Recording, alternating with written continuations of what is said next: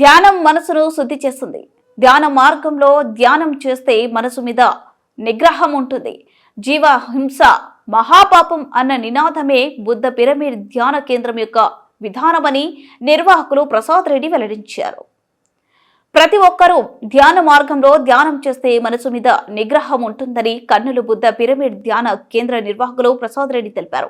ఈరోజు కల్లూరు ప్రాంతంలోని రాఘవేంద్ర నగర్ లో బుద్ధ పిరమిడ్ ధ్యాన కేంద్రంలో విలేకరులతో మాట్లాడారు. సమస్త జీవరాశులను మన పొరుగు వారిలా ప్రేమించాలని, శాకాహారాలు కండి జీవ హింస కండి అనే నినాదంతో బుద్ధ పిరమిడ్ ధ్యాన కేంద్రం ముందుకెళ్తుందన్నారు.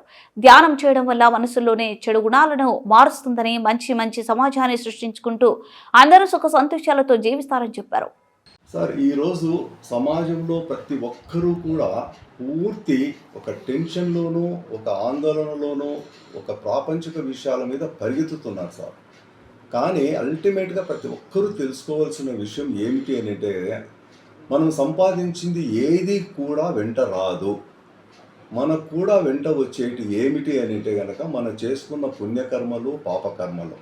కాబట్టి పాపకర్మలు చేస్తే కష్టాల పాలవుతాం, పుణ్యకర్మలు చేస్తే మనకు మంచి జరుగుతుంది. కాబట్టి పుణ్యకర్మలు చేసుకుంటూ మనం సమాజానికి ఉపయోగపడే విధంగా మనము ముందుకు వెళ్ళాలి.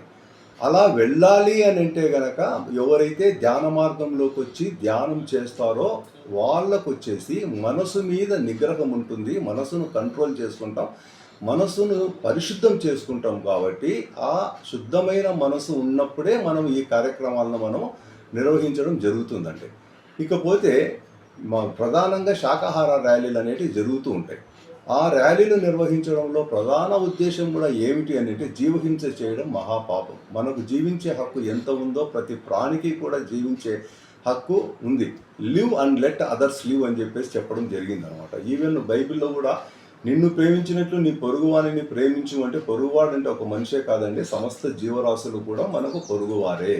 కాబట్టి మేము శాకాహార ర్యాలీలు పిరమిడ్ ధ్యాన కేంద్రం ద్వారా నిర్వహించడంలో ప్రధాన ఉద్దేశం కూడా అందరూ శాకాహారులు కండి, జీవహింస మానండి. మనం ఎప్పుడైతే కనుక జీవహింస మానుతామో అప్పుడే మన యొక్క వ్యవహారం మారుతుంది.